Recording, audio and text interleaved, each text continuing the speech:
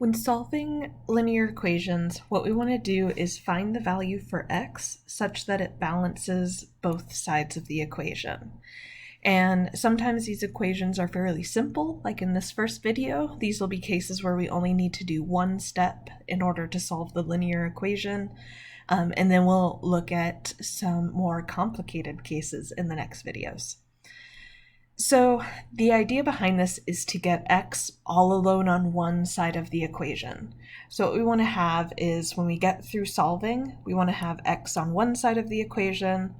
We'll have our equal sign, and that's what makes this an equation, is the fact that we have this equal sign present in each of those there.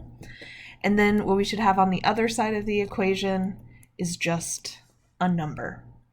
So we want to get x all alone, or we might say we want to isolate x. And if we have a numerical coefficient, so a numerical coefficient will be a number multiplying with x. So like in this example down here, positive 3 would be the numerical coefficient. But when we solve, what we want to have for our numerical coefficient is a positive 1. So it should be positive, not negative. It should be equal to 1. And when we have 1 there, we don't usually write it. We would just have x equals some number. But the idea is that there's a positive 1 there. All right, so in this first scenario, how we want to think about this is balancing both sides of the equation. So I have an x plus 2 on one side and 6 on the other. And what I want to do is isolate x. But what's happening right now is we're adding 2 onto it. So what I want to do is undo that addition of 2. So what we want to do is think about an opposite operation.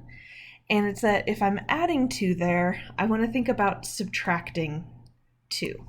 Because then what I would have is x plus 2 minus 2, which just turns that into a 0. And then we would have x all alone on one side of the equation, which is exactly what we want. However, I can't just write 6 down here because I don't have balance now. Because I subtracted 2 from this left-hand side of the equation, I have to do it to the other side. So if you imagine a scale of weights, it's like we took 2 grams or 2 pounds away on one side.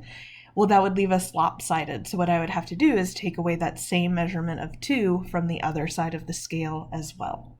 So what we'll have is 6 minus 2 on the right-hand side of the equation, which would leave us with 4. Now with solving equations, what's fantastic is that we can always check our answer to make sure that we are 100% right with our solution. So what we want to do is go back to the original equation, but what we want to do is plug in our value for x. So it's that I have x plus 2 equals 6. And what we said is we think 4 should work there. So we have 4 plus 2, which is 6, which is in fact equal to 6. So because we get a true statement there, we know that 4 works. All right, so if a number is adding on to x, what we need to do is subtract it from both sides of the equation. Over here, what we have is a negative 4 plus x equals 5. You could also rewrite this as x minus 4 equals 5. That would be the same exact thing. If it's helpful to change it into this form, you absolutely can. I'm going to go ahead and leave it in this form that I wrote here. But the idea is that I have this addition of a negative 4, or I'm subtracting 4. So in order to undo this negative 4 that's next to x, I would need to add 4. And whatever I do to one side of the equation, I have to do to the other. So that negative 4 plus 4 turns into 0. So all we would have is x left over. 5 plus 4 is 9. And then we want to take this extra time to just check our answer to make sure we're correct. So negative 4 plus 9 should equal 5. Again, when I substitute, I always use parentheses, even though it's not really necessary. We're plugging in a positive number, but it's just a good habit to have so that things simplify correctly. So negative 4 plus 9 is 5, which is in fact equal to 5, so that is perfect.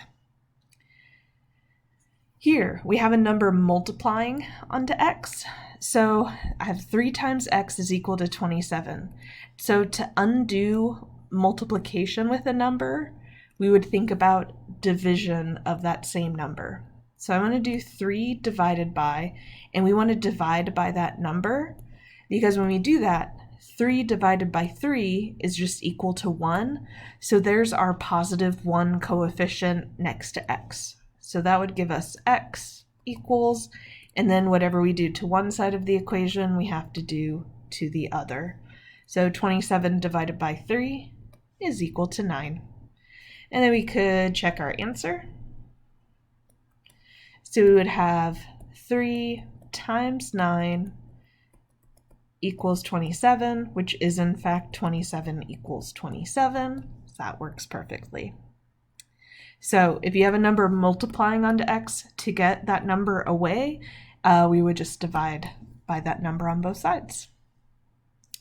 If x is being divided by a number, then to undo division, we would use multiplication.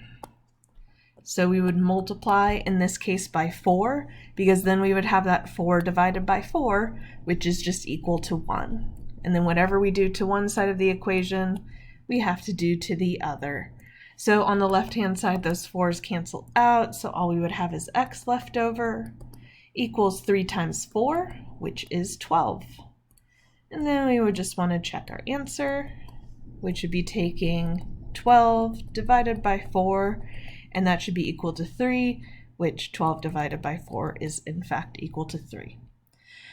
So this is a simplification of these one steps of what if we're adding or subtracting or multiplying or dividing. How would we carry out that step to get x all alone on one side of the equation?